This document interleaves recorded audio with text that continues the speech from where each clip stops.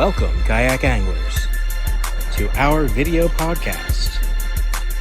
This episode is sponsored by our friends at Payne Outdoors. No nonsense, straight talk, outdoor analyst, and custom plastics. Guggen Brothers Custom Tackle, custom-made jigs and Ned rigs. Feel-free kayaks. Pedal, paddle, or power, there's something for everyone. And Yak Gadget, proudly supplying you with American-made kayak fishing accessories and gear. Now, let's join our host, John Rapp. Welcome, guys, to the Rusty Hook Kayak Fishing Podcast. I'm John Rapp. Today's episode is episode 17. It's the 12th of October, and we are ready to rock and roll, talk some fall kayak fishing. And I've got a great lineup of guys on the show tonight. So, who do we have? Well, we're going to start off with Mikey Holcombe here in just a minute. Mikey's going to talk about what he did to succeed with the West Virginia Kayak Anglers this season. He is now the reigning Angler of the Year for the Online Series Championship. And then we're going to bring on Brian Schiller from Paddle and Fin Network. And if you don't know what Brian's into, then you must have been sleeping with your head under a pillow, because the dude absolutely runs the biggest podcast network in the nation. Got several shows. But Brian, being with the New Canoe team, has been doing some kayak hunting out of his new canoe, and he's going to talk about that tonight. Then we're going to bring on Harry Harper to talk about lead and what the Guggen brothers do when they pour their jigs and Ned rig hooks and sets. Then we got Chris Payne from Payne Outdoors. So we got a great show. So do me a favor, smash that button down at the bottom of your share this these interviews with the guys out there. Also, comment, because Mikey, Brian, Harry, and Chris, they want to know what's going on, what you're talking about, your thoughts, questions of the day, and share and interact with the show, because this is not just us talking to you, it's us talking with you. So let's get started, and let's bring on Mikey Holcombe.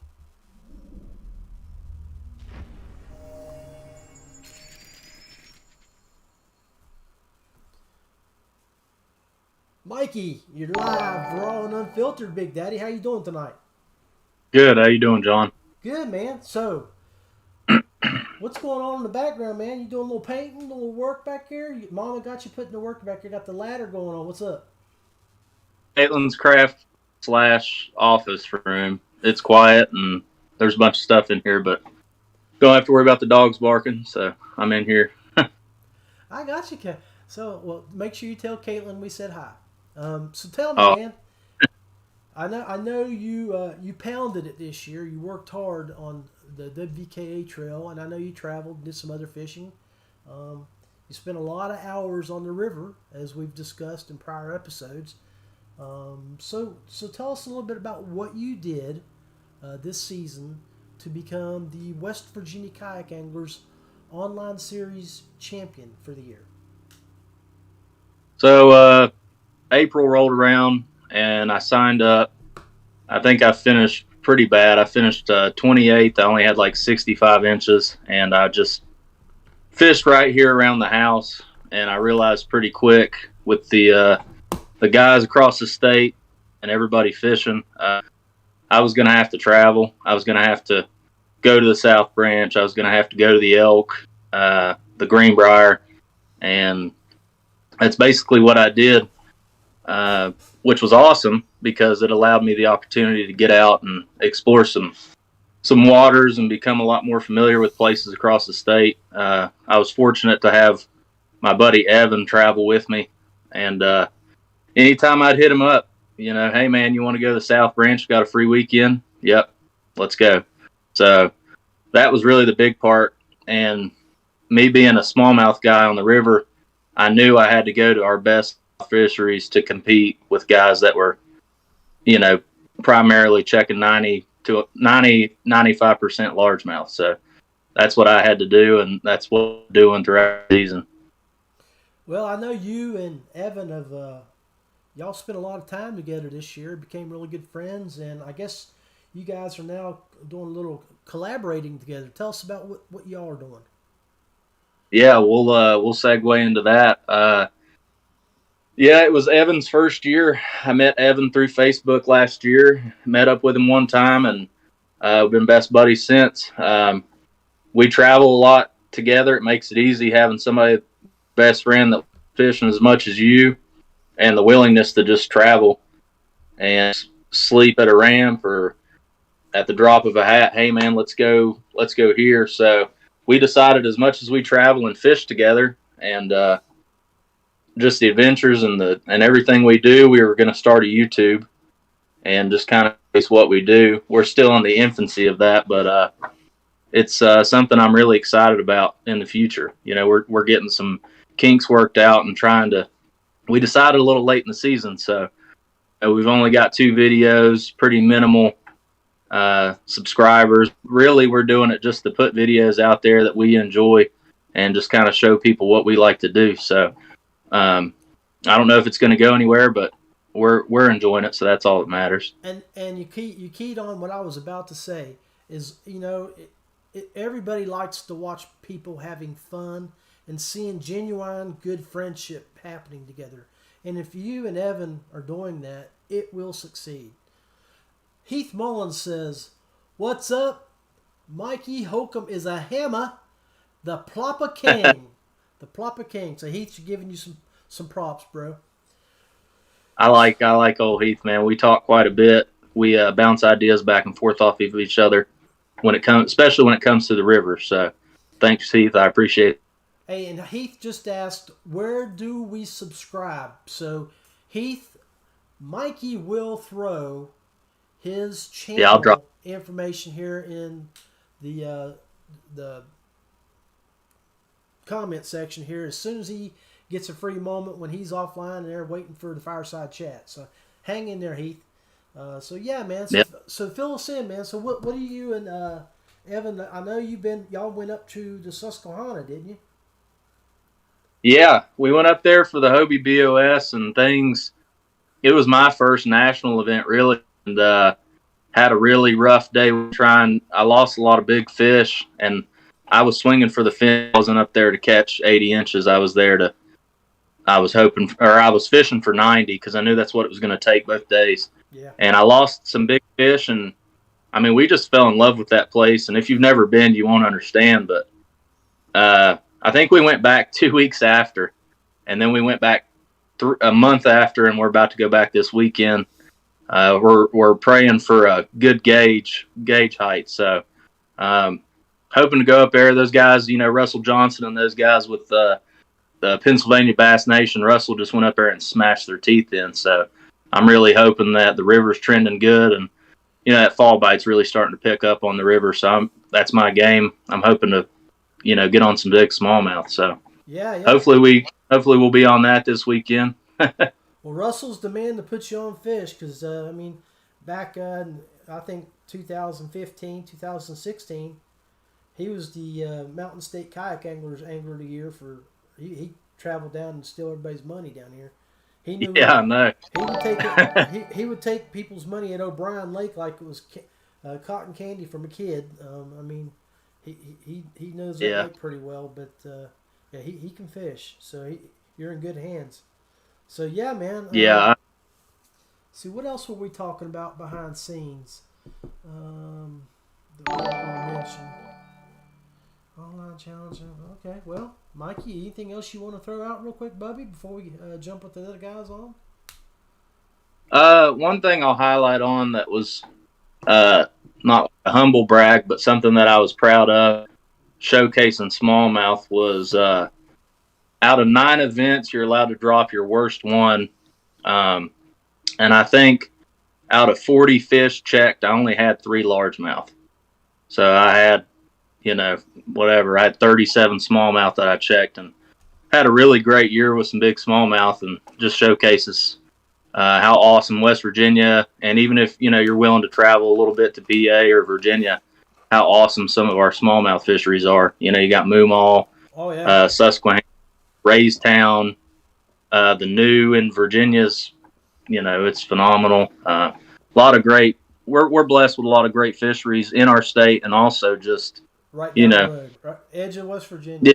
Yeah, Moomaw. I had one of the guys I worked with spent the weekend there, and he said that he told me the name of the little bait fish that they got in there. That's like, but they were balled up, and he said they were getting smashed by smallmouth, largemouth, and they even caught a couple of catfish. So, is it alewives? Yeah, that's it. He said they weren't much bigger than a finger, and they were balled up everywhere, and you could see fish going.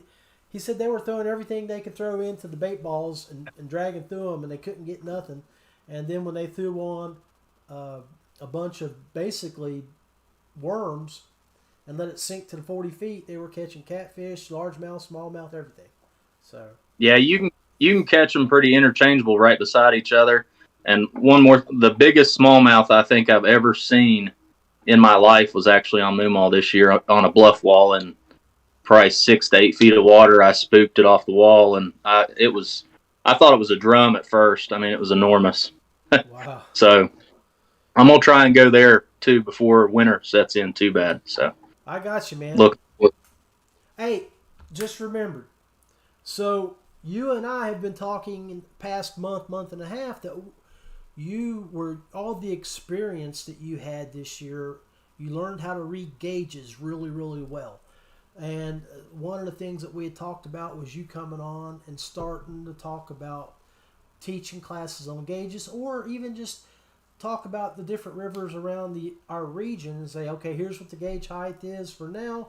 So what we're looking at with rain forecast might be a good weekend to go. Yeah. Or so if you're going to do that, man, we'd love to have you jump on here and make that part of our show. Or if you decide to make your own podcast, you got 100% support from us. Let us know so we can share it. So, yeah, absolutely. I think real quick, I think each week we might even be able to highlight a certain river and just pick the elk or let's say the cheat, and we'll talk about what a friendly gauge height is and where you're going to start running into a little bit, getting a little risky. Drag, yeah, or yeah. It's too high, so it's too fast. Yeah.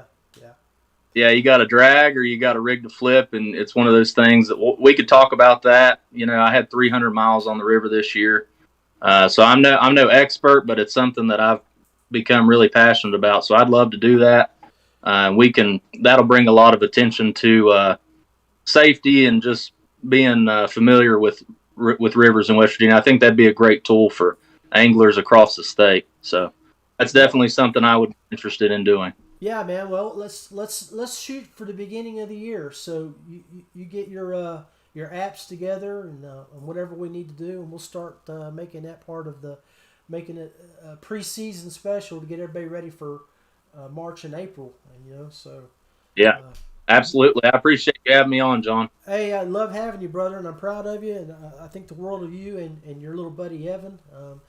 I love it when he always sends me a message and calls me old Big Daddy, but you guys, man, keep up the great work, and let's do that. Let's do that in January, February. Just work on some safety shows and river gauges and reading and educating people on that, and we'll definitely give you 99.9% of the kudos and credit, Big Daddy. So listen, appreciate it, John. Yeah, buddy. All right, let's run the commercial real quick before we bring on Big Brian Schiller from the Paddle and Fin Network. Let's hear from our boys. Payne Outdoors, straight talk, an outdoor product analyst and custom soft plastic maker.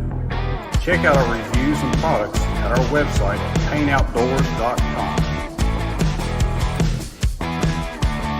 Feel Free Kayaks, something for everyone. Pedal, paddle, or power. We can outfit you to meet your needs. For more information, visit feelfreeus.com. Kayak Gadget offers all kinds of kayak accessories such as motor mounts, anchor systems, and other track-based items to make your time more enjoyable on the water. Visit their Facebook page, search Yak Gadget. Guggen Brothers Custom Tackle specializes in jigs and Ned-style lures. brothers who know what it takes to put fish in the boat. Check out their Facebook page. Search Guggen Brothers Custom Tackle. All right, guys, I'm back, and I'm going to introduce Brian Schiller from Paddle and Fin.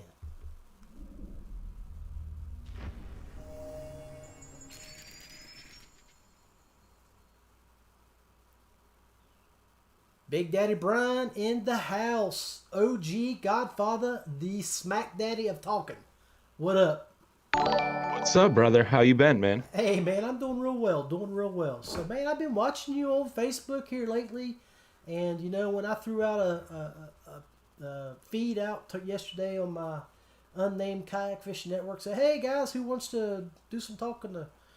you piped in and said, hey, I'll join. And, I appreciate that because now we get to hear some of your stories that you've been doing out there in that new canoe, all camoed up with the guns, with the shotguns, with the bows, with the camo netting. And you can tell us about a little bit of hunting you're doing, man.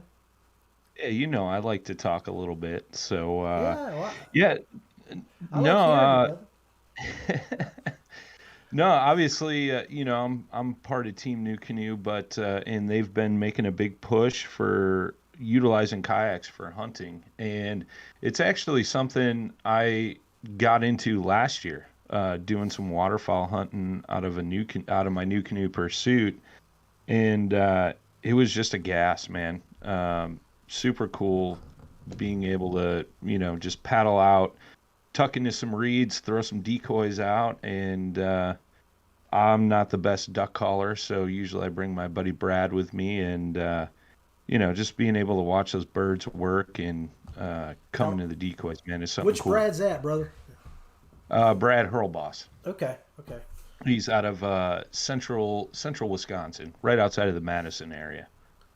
Now you just did a show. What was it, last week, week before last, where you brought on some local folks there that are big into the outdoor hunting scene with boats. Well, I had Brad on the New Canoe podcast last week, and then on Paddle and Fin, we actually had some friendly neighbors from the north out of Canada. Yeah, and they do a podcast called Punisher Waterfowl. I think it was. Yep. Yeah, and I was a guest on their show, so we wanted to show them some love and have them on, you know. They're real big in Canada, and they're trying to, you know, make a name for themselves in the States here. So, you know, we brought them on, and we were talking about waterfowl hunting quite a bit, obviously. And one of those guys is just got put on Team New Canoe, and he's been hunting out of kayaks for, I think, 2 years now. But it's just so nice, you know. My buddy Brad, he's got a duck boat, so, you know, occasionally we'll hunt out of that as well. But, you know, it's a lot easier to hide yourself in a kayak in some reeds than it is a big 16-foot, you know, duck boat, so to speak. So yeah. It's kind of a unique experience, and then not only that, if you don't have somebody to go with you, it's an easy way to get out by yourself rather than, you know, trying to launch a boat, you know, all that good stuff. And, you know, with the new canoes, you know, they're big, they're wide, they're stable. So if you got a dog, obviously you can throw that in the back. Dog can jump in and out of the kayak, which is super sweet, and still be loaded up with a bunch of decoys. But, you know, like we were talking before the show, you know, I've been doing a bunch of deer hunting as well. And, right. You know, being able to, you know, I hunt all public land. I don't have any land permission or land leases, things like that. So, you know, you try to be creative and think outside of the box compared to other hunters that are going to be, you know, utilizing that land. And one of those things is accessing by water, because a lot of guys don't do that.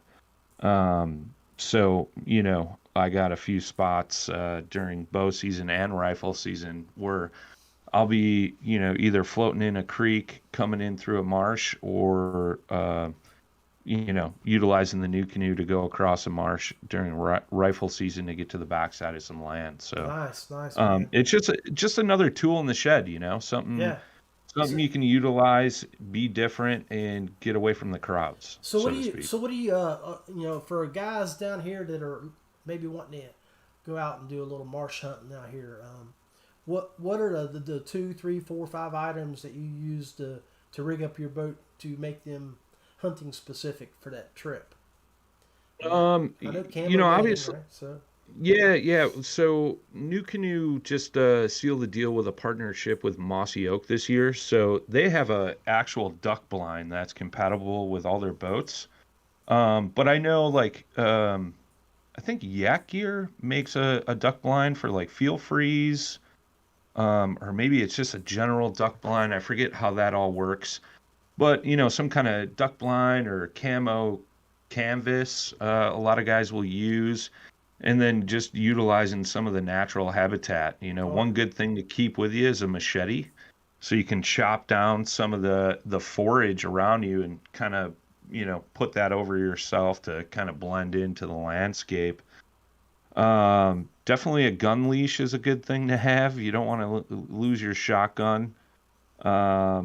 And then, obviously fall time. So, a nice pair of insulated waders. When it gets really cold up here in the north, you may want to have a dry suit on underneath those waders. Prepare to be in the water, right? So exactly. Yeah. I mean, you're in the water regardless. Yeah. But just, be safe out there. Obviously wear a PFD. I generally keep mine on the whole time I'm out there, unless we're in a foot of water and, we're parked back up in the marsh and we're just getting out of the kayaks to walk up and retrieve birds, things like that. So yeah, man. Yeah, so Paddle and Fin 2022. I know I'm looking forward to hopefully the release of the first tournament in March or April down on our favorite lake in Tennessee. But if that doesn't happen, or if you've got other things in the works, is there anything you can spill for us? That'll definitely happen down on Dale Hollow Lake with Eastport Marina. We're still trying to figure out dates and stuff. We're working on some other things to go along with that as well. I'm hoping we will have that info together and out by the end of October, beginning of November. And then I don't think we're going to do the trail series, but what we're going to do is a couple of events kind of scattered throughout some Midwest and East Coast. Yeah. Just kind of like a open meetup type tournament. Anybody can fish it. We won't have any AOI points or anything like that. It'll just be more of like a fun fishing event with a little money thrown in and obviously some prizes and things like that. So, we work with some pretty cool companies and they always support us for that stuff. So. Yeah, Richard DeVries, guys, if y'all haven't checked him out, go check out Richard's place at Eastport Marina. Very great guy. The shop down in there, they have a great little restaurant. And I mean, when we stayed down when Brian did his tournament down there, we stayed on the lake in cabins, in giant houseboats. I mean, the houseboats, man. Yeah, it was a great time.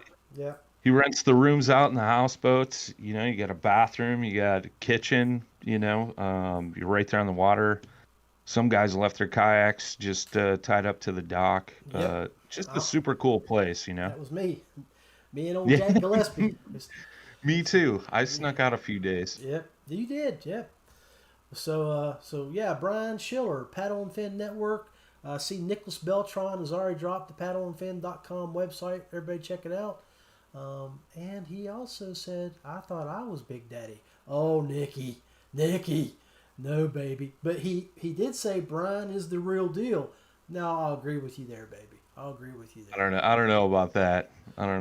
That's being nice. Brian Schiller, one of the reasons that I am in this industry now, on this side of the fence, throwing out some words, is because it's cool to see the podcast taking off for you, man. Yeah, I mean, it's funny when you were on the episode 1 or 2, and you go back and look at the graphics and the video, the transitions, and compared to what we got going on now, other than the hiccup I had there at the beginning, which was I I don't know what that was. I think I had some issues. It's technology, brother. Technology always fails us. I logged off Facebook. I had to change my password. So at home, and when I get here, I'm not logged into the server. So I had to log off, log back into the server with my new Facebook password, and I'm in. In the words of John Graves, you are the federale, so I'm sure the CIA's tracking you or something. Oh man, we got to talk. We got to get back with old Big Johnny Graves, man. He's John Graves, kayak angler, man. Check it out, his podcast. He's a hoot. He is a great guy. Great to hang out with, listen to. Absolutely. Well, Brian, thanks, man. Let's jump off here. Let's bring on Harold Hopper. Let's go and do a segment break. This episode is sponsored by our friends at Payne Outdoors. No nonsense, straight talk, outdoor analyst, and custom plastics. Guggen Brothers Custom Tackle. Custom made jigs and Ned rigs. Feel free kayaks. Pedal, paddle, or power, there's something for everyone. And Yak Gadget. Proudly supplying you with American-made kayak fishing accessories and gear. Now, let's join our host, John Rapp.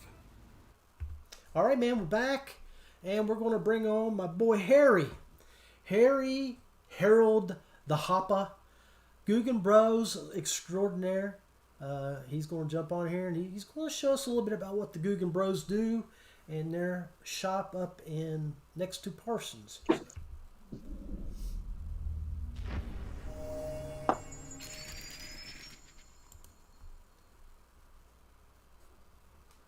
Harry, what up, Big Daddy? What's going on? Oh, not too much. Can you hear me all right? Oh, man, you sound good, loud and clear. So I see you back here in the woodshed. You must have wore somebody's rear end out. Look like you got all your plastic up there so you can bury them real well when you throw them in the river and stuff, and when you're done with hide the body and stuff. Oh, man.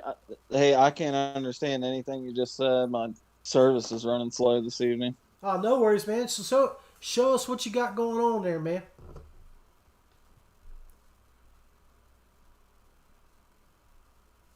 Can you hear me? Hey, can you hear me, John? I hear you. You're not buddy. coming. I can hear you loud and clear. Okay. You're muted. Okay. Can you hear me now? Yeah, I got you. Okay, man. Show us what you got going on there for what the Guggen Bros do in their spare time. Okay. So, well, tonight I'm just pouring a few Neds. So, I mean, everything just, let me flip my camera around.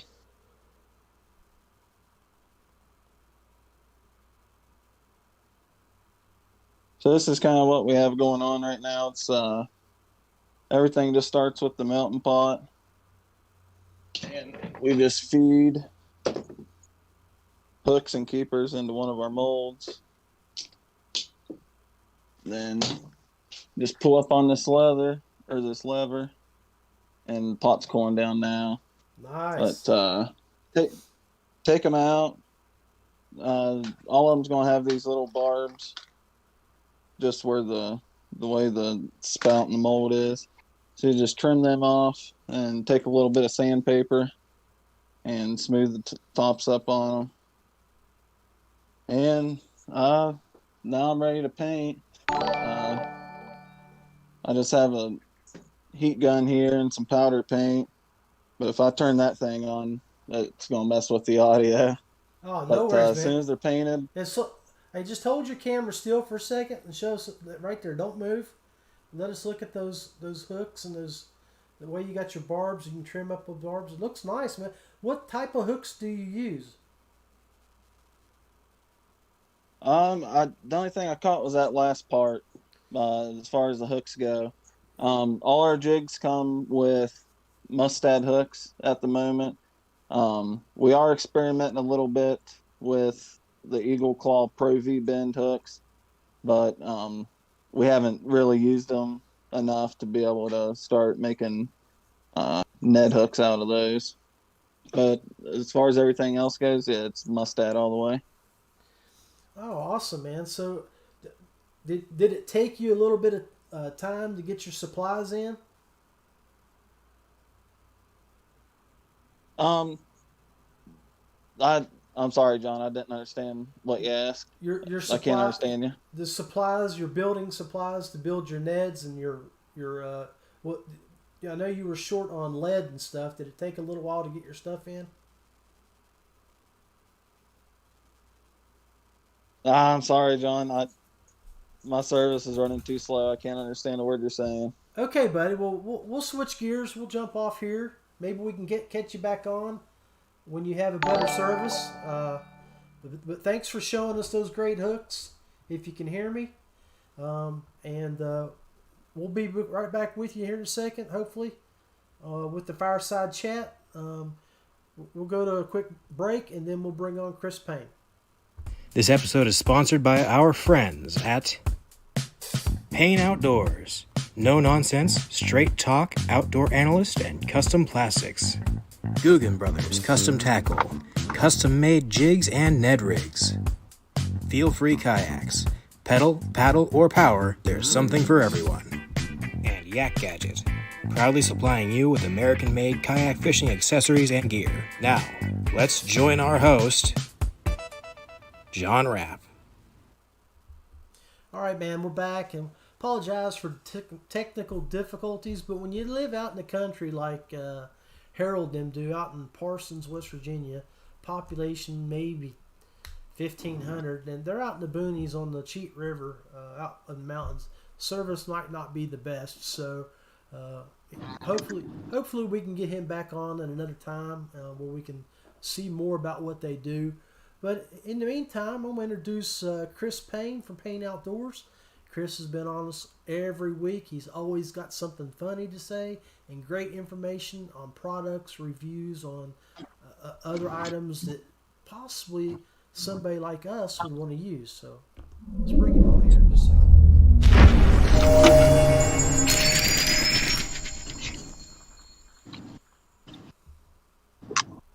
What do you say, Chris? What's going on? So, buddy, what's been going on down your neck of the woods this year? Oh man, we're just wrapped up the Lone Star Throwdown. Went absolutely horrendous for me. I had a good year, and then I said I was done, and then got convinced to go ahead and fish this one, and then laid a big goose egg on tournament day. It was on my home water. It was a very humbling experience. Sounds like my whole year. Yeah, I mean it was good. I just I typically don't like fishing tournaments that size. It's not really my thing. When you've got 152 people, I think we ended up at in that tournament, fishing 2 lakes, and the lakes are big, but there were only 8 ramps open.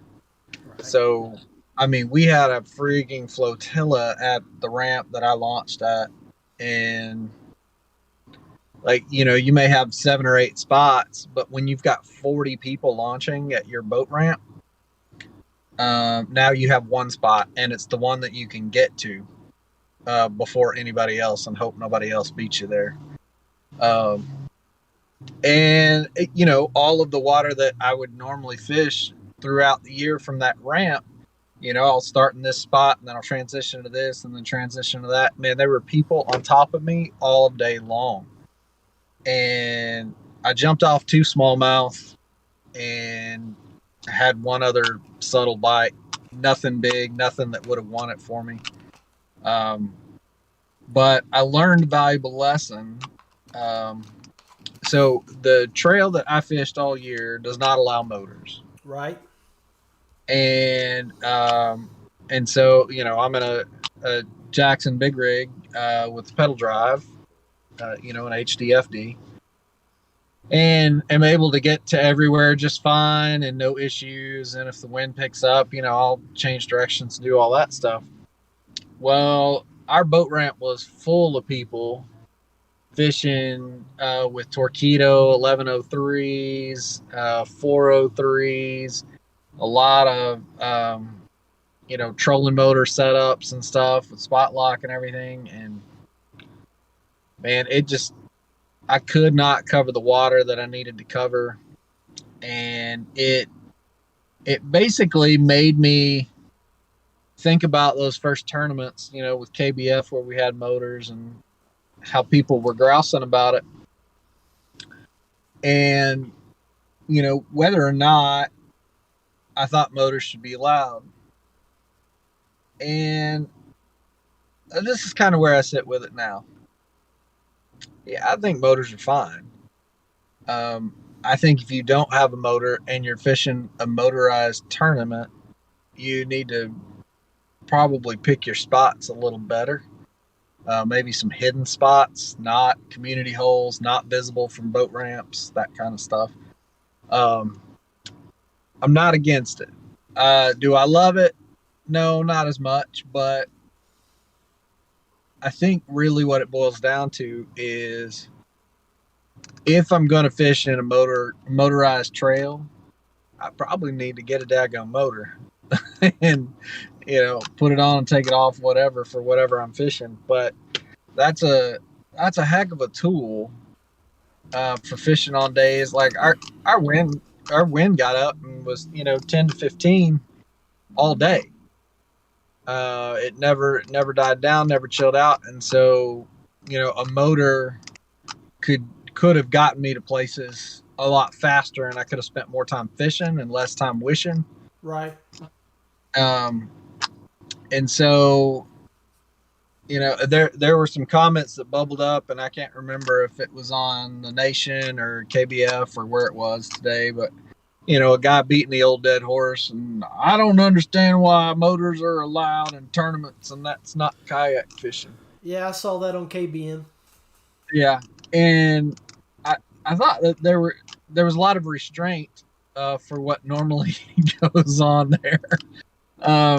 But you know what? Actually, think about it. Maybe it was KBF. Maybe it was the KBF page. Can't remember. Yeah, it may have made the travel. It may have made the scene to both pages, but yeah. Yeah, and so I've been there since before motors were allowed, all the way through the adoption, and now motors are allowed in a lot of places, not in every trail. And I realize that's not everybody's flavor, but I think that kind of will lead us to the fireside chat real quick before we get to that, though. Right. I don't want to get too far away from the reviews and stuff, but for guys that need a headlamp, I did a review on this headlamp. This is a Vaunt Spark headlamp, and I did a review on this on Paint Outdoors maybe 2 years ago, maybe 2.5. So this is a headlamp that I bought 2 of them for $9, and it has the same specs as the Diamondback headlamps that they use, high lumens, all that kind of stuff. It's basically an import rebrand type headlamp. But for guys like me who are constantly losing headlamps, buying 2 at a time for less than $10 is a pretty good go. This thing's, it's got all your different brightness and your flashers and all that stuff on it. The other nice thing about it is I've not replaced batteries in this thing since I bought it. It's got 3 AAA batteries in it, and it's still running. So that's pretty efficient. It's not corroded. It's still in good shape. It's got a lot of different staging angles. That's you can't really tell it, but there's teeth on that hinge, so it stages out for you. That way, if you're wearing it on your hat, you can get the light lower and get it up or whatever, but it doesn't just flop around. It's not super loose. Adjustable strap. It's waterproof. It's IP68. It's waterproof, so if you drop the thing in water, you're not going to kill it, which is really nice. Yeah, very nice. But I think every now and again we're all looking for these kind of stocking stuffer ideas for maybe dad or uncle or brother or friend or whatever who we're going to get a Christmas present for. But that's the Vaunt VONT Spark headlamp. You sell it at Paint Out. You sell it at Paint Outdoors. Okay, so we No, jump on. no, it's an Amazon. Amazon. Yep. Okay. It looks like Jonathan Cart and Mikey Holcombe said that was being discussed on the KBF page. So. Okay. All right. Yeah. So motors. I can agree with you on that because when I was doing our shoot with Yak Gadget back in March, we got drug upriver by a big boat about 5 miles, and was having. Yeah. Well, I didn't make it up. I had my Dorado pedal drive, and tried to catch up with the guys, and then they were coming back downriver with their motors and their pedal drives. Make a long story short, all the way back to where we, against current, against wind, I was pedaling and fishing, and they were motoring. Those boys made it back about 45 minutes before I did. So, yeah, it does make a huge difference. Hey, Mikey Holcombe, if you're still out there, buddy, jump back on Discord. We're getting ready to go to do the fireside chat. So, let's take a quick segment break, and then we're going to bring everybody back, and we're going to talk motors. Advantages, disadvantages, and what do you need to do to prepare for them? This episode is sponsored by our friends at Payne Outdoors. No nonsense, straight talk, outdoor analyst, and custom plastics. That's convenient. Guggen Brothers, custom tackle, custom made jigs and bed rigs. My XI3 Feel free kayaks. yesterday. Paddle or power. And then my one objective mount just got here today. And my quick release bracket will be here tomorrow. And I'll be able to get everything set up. And gear. Now, let's join Bringing our on Friday, host, fishing on Saturday. Yep. John Rapp. As you just heard the boys talking there in the background, we are talking about motors. So let's bring up the panel page. Now, guys, we have Brian Schiller, top left, from Paddle and Fin Network. Chris Payne from Payne Outdoors is top right. On the bottom right, we have Mikey Holcombe from Dink Duo Adventures YouTube page. I think it's Dink Duo Adventures. I'm not sure. Dink Duo, what is it, Mikey? Dink Duo? Dink Duo Fishing. Dink Duo Fishing. And then, of course, I'm John Rapp from Rusty Hook. So, topic is motors. And if you were just joining us shortly, Chris was talking about the trials and tribulations of the tournament he just fished in Texas. You mean the butt whipping I just took in Texas? I'm not afraid to own that. You know, I feel bad for the guys that were on my team because they were thinking, oh man, local guy's got some local knowledge. Yeah, so did everybody else. But we were talking about motors and kind of what you for them or against them. I think they're here to stay. I don't think they're going away. There'll be tournaments that say we're not doing motors. I think Hobie BOS is still a no motor human power event, and so that that allows people the opportunity, if you want to fish a national level trail and not have to deal with motors, boom, there you go. There it is. You got your option. You can have your cake and eat it too. Yep. But I think let me drop this real quick. I think the problem that we have is we have too many people weighing in that motors are not fair under the guise of motors make it a boat and it's not a kayak. Listen, if I buy a motorcycle and I put pipes on it or I put saddlebags on it or whatever, it doesn't make it a horse or a truck. It's still a motorcycle. Accessories don't change what the vessel is. Exactly. So stop that bull now. Yep, agreed. Secondly, if you're that worried about what the other guy is fishing in, you're probably not catching fish. That's usually when that comes up. And so if you want to compete with that, get a motor or shut your face. But they sell a $99 motor guide and a $100 battery that has the little screw down clamps for the transom mount that fit just fine on a new canoe that has a squared off transom that you could put that on ready to fish. And for $200 plus a new canoe, you can be on the water with a motor depending on registration laws. But exactly, I mean, fairly quickly. Like I'm I'm kind of over the bitching.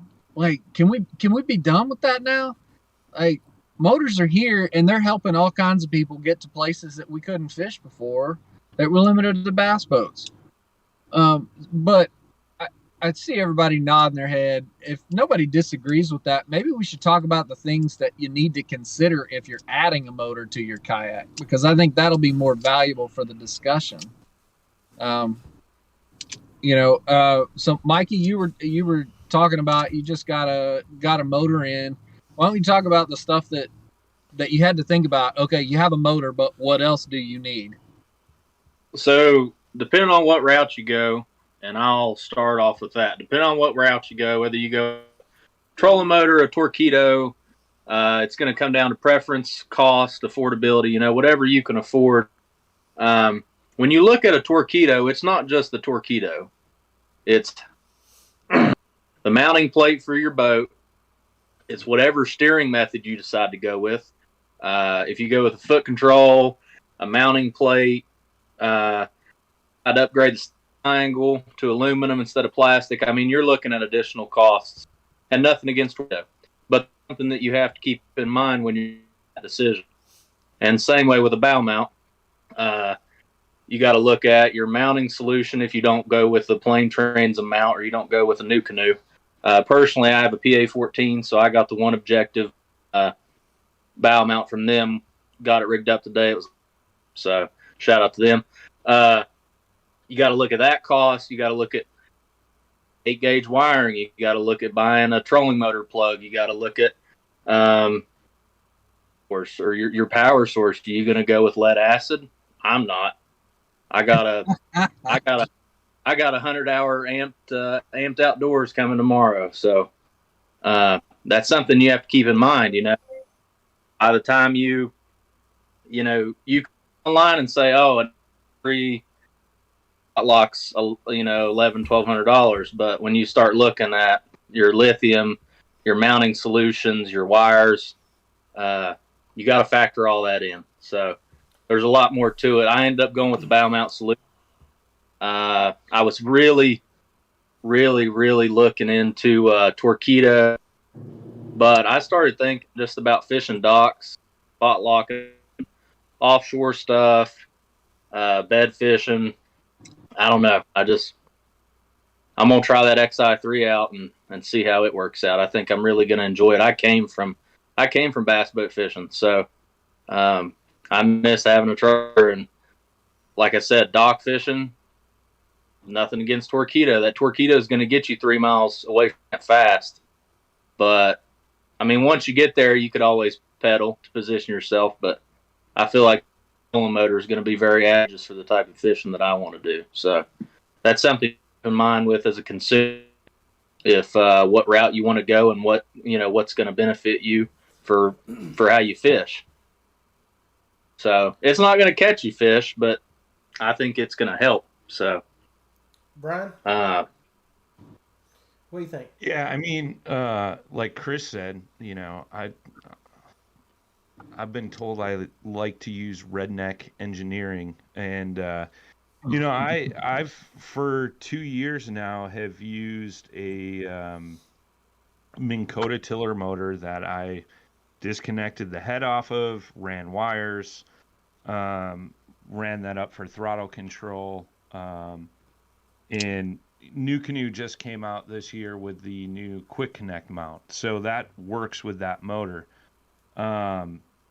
I like it. However, I am converting over to the new Newport vessel motor. I like the option that you can choose your batteries and what you want to do, but like Chris mentioned earlier, with that Newport and the setup, I'm going with battery wise, like talking to Romel, aka the Wizard over at Newport, like I'm going to have two 12-volt 100 amp hour batteries, which I know Cody Milton is running currently. And Romel's like, dude, you could do like 30 miles. Do I need that? Probably not. Is it overkill? Probably. But, I already had one 12-volt 100 amp hour battery for running, my current setup. And it so still weighs it was less. like, do I? It still weighs less than a lead acid battery for both of them. Oh yeah, I use Bioenno Power, so I believe that battery is 23 pounds, roughly. So with the two of them, 46 pounds. Yeah. Which the boat can handle. I'm in an unlimited, so no issues there. But I've had that argument like spot lock. Do you need it?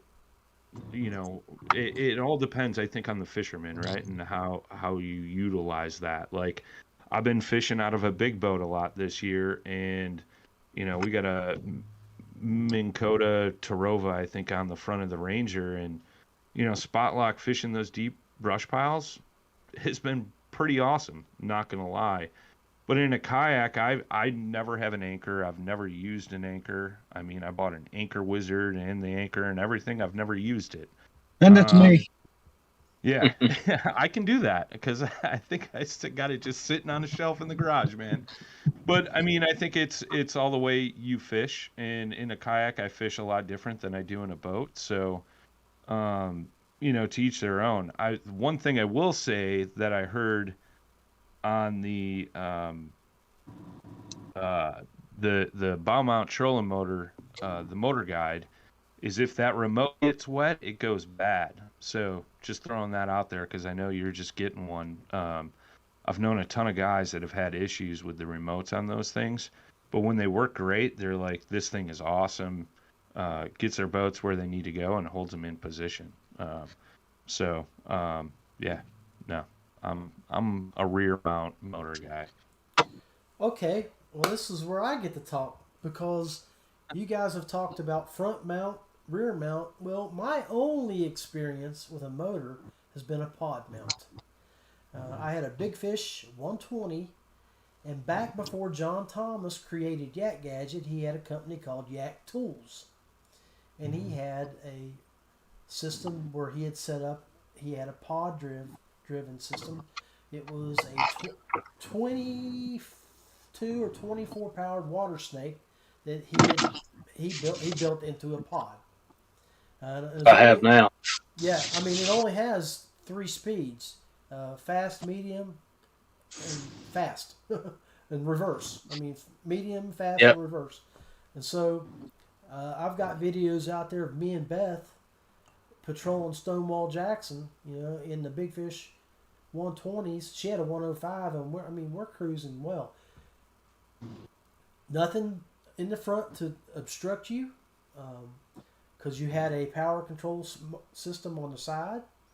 You could use your foot controls to steer using your rudder system to steer you. It worked great, and so I've got the Dorado, and I've got the motor drive for the Dorado. In the 2 years I've had it, I have not pulled the motor out of my case to use it. But I believe I'm probably going to put my Dorado up for sale because I have the Big Fish 103 now. I absolutely love it because it's lighter, it's faster, more maneuverable. And I have to say I've considered looking at John Thomas when we were down at Brian, when we were running around with John. He had that Bixby set up on the back on that on his rudder. Yeah. And I'm looking hard at that, but last week Chris was talking about the Newports, so I dug a little bit into those and looked at them because I just bought Mikey's 60 amp battery, and I've already got a 60 amp, so I thought about daisy chaining them babies down the road and hooking up to a Newport and running those dry and see what happens with that. So yeah, that's something we all look at. But if anybody is looking for I think Chris talked about it with the new canoe. Yak Gadget sells a pod mount system that you can put in just about any boat they make out there, and you can put a trolling motor right down through it. As long as the head's not too big to go through your pod system, you can have a motor for less than $200, $250, and go. So, agree with you, Chris. If you're going to kayak fish, shut up, spend your money, spend it wisely.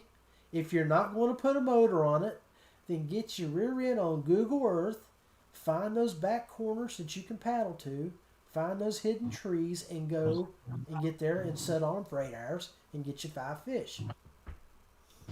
Right?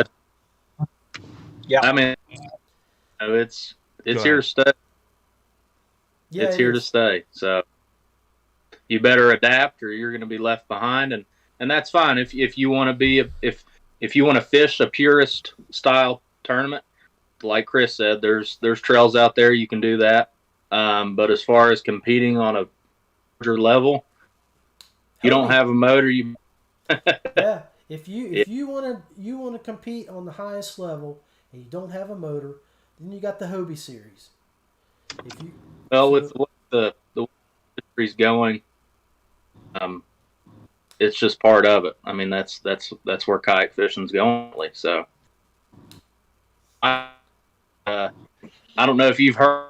Storm is to touch on that for a moment. Storm is looking at getting a motor next year. Oh hell! So, and Evan, he finished top 10 paddle only, no Linux. So where's your excuse? He beat me. Nice, you know.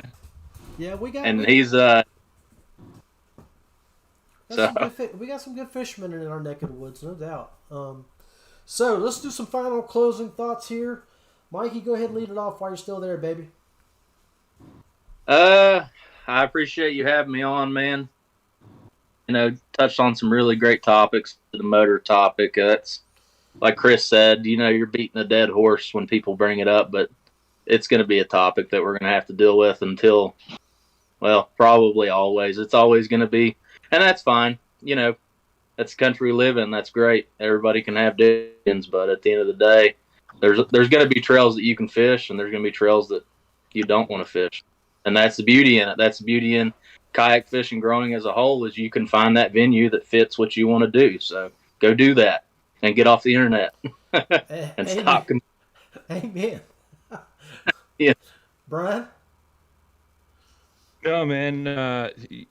Absolutely. Thanks for having me on. Always enjoy chatting with you. And, I think Chris kind of touched on it as well. A motor can get you to spots, doesn't mean it's going to catch the fish for you. So, I mean, that's one thing to consider. But even the cheap motors, man, I mean, at one point, I think I was steering with pieces of rope because I was waiting for my new mount. I mean, if you guys want a motor, you can get into it for super cheap. It may not be the fanciest looking thing, but it'll work. It'll get you across the water. And the most important thing is just get out there, have fun, and, enjoy your time out there. But thanks as always, man. Hey, it's my pleasure. Always glad to have the pod father on the show. So, Chris. I need to figure out how to get that name changed. I got two things. So first off, if Stormy's getting a motor, everybody that fishes out of a kayak in West Virginia better get a motor, because that's like giving a sniper a new 50 cal. Like, that's dangerous right there. Hey, you're not a kid in there. And secondly, don't forget that we dropped the new discount code for all of our Rusty Hook watchers and listeners and all of that stuff. It's Rusty Hook 15 at Payne Outdoors. Get you 15% off all your stuff. And keep in mind that we do run Christmas specials also. So come get all your stuff. We've got some cool new stuff that we'll be unveiling in the next 2 weeks. We've got a new body style. Excellent. So excited about that. Well, we got all those new colors. You got Yeah. Glowworm, you got the Wizard. I mean, now you got new body styles. So I'm going to be broke before it's over with. That's all right. Hey, John, so I had to reshoot your Glowworm. So it hasn't shipped yet, but I'll send you one of these hats that are now available on the store. I'll send you one of those. Excellent. I need smooth threads for the show, man. So I'm peeling off here a little bit. I got you. I got I could wear that, and I could wear my head buff from Paddle and Fin. I could really be throwing some bling out. Bling it up. Blinging up there, baby. So NASCAR Representing. kayak fishing. hey, we all about the love here at Payne Outdoors, Rusty Hook, and the Paddle and Fin, and our newest YouTube channel. So Dink Duo Fishing. Yep. Duo. So go subscribe. Thank you guys. Oh, did I tell you guys I got a letter from this guy named Dre Kula. Dre Kula says something about. All right, Chris, you got me, baby. But Dre sent me a message, man. It had an international stamp on it.